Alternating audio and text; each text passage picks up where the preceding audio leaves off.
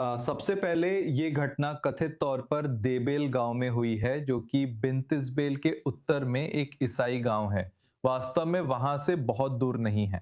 ये एक Maronite Catholic गांव है, या वहां के अधिकांश निवासी मैरोनाइट कैथोलिक हैं। कुछ रिपोर्ट्स थीं कि ये तस्वीर असल में देर सीरियन की है। ये नहीं है और ऐसा हो भी नहीं सकता, क्योंकि देर सीरियन एक शिया मुस्लिम गांव है जो वास्तव में लितानी नदी के करीब है। जो मूर्ति छाया में थी वो वास्तव में गांव के एक निजी परिसर में थी, और यह कुछ अधिकारियों के अनुसार वास्तव में आधिकारिक नहीं है, कम से कम सत्यापित आधिकारिक नहीं है। लेकिन जो पेज देबेल नगर पालिका का लगता है, उन्होंने इसके बारे में पोस्ट किया और वास्तव में इस कृत्य के खिलाफ बाइबल से एक श्लोक भी उद्धृत किया।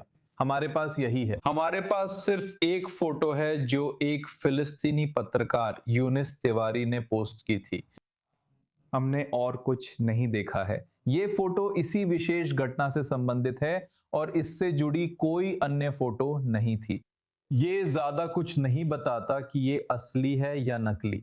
इसकी जांच जरूर की जाएगी। और जैसा कि हमने बताया, उस फिलिस्तीनी पत्रकार द्वारा लगभग 6 घंटे पहले जो पोस्ट डाली गई थी, उसे अब तक 61,000 लाइक्स और 3.8 मिलियन व्यूज मिल चुके हैं। यह निश्चित रूप से बहुत ही महत्वपूर्ण है। और जैसा कि आपने बताया, आईडीएफ ने पहले ही कह दिया है कि ये कार्रवाइयां आईडीएफ के मूल्यों और सैनिकों से अपेक्षित आचरण के अनुरूप नहीं है और इस घटना की पूरी गहराई से जांच की जाएगी।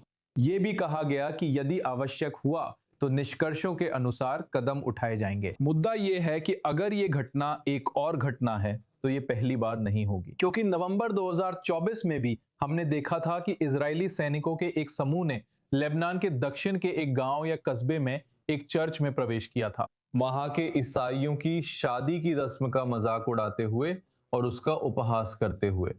उस घटना की जांच भी की गई थी। बेशक हमें अब तक नहीं पता कि उन सैनिकों का क्या हुआ जिन्होंने उस रस्म का मजाक उड़ाया था। किसी भी तरह से ये इजरायलियों के लिए बिल्कुल भी अच्छा नहीं दिखता और ये अमेरिका में भी ऑनलाइन फैलता रहेगा। हम जानते हैं कि इसका फायदा कौन उठाएगा।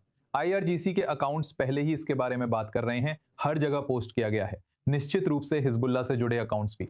और ये फिर से एक और घटना है जो आईडीएफ की बहुत बुरी छवि पेश करने वाली है, खासकर जब बात ईसाइयों की आती है कि इजराइल आखिरकार उनके साथ खड़ा होना चाहता है।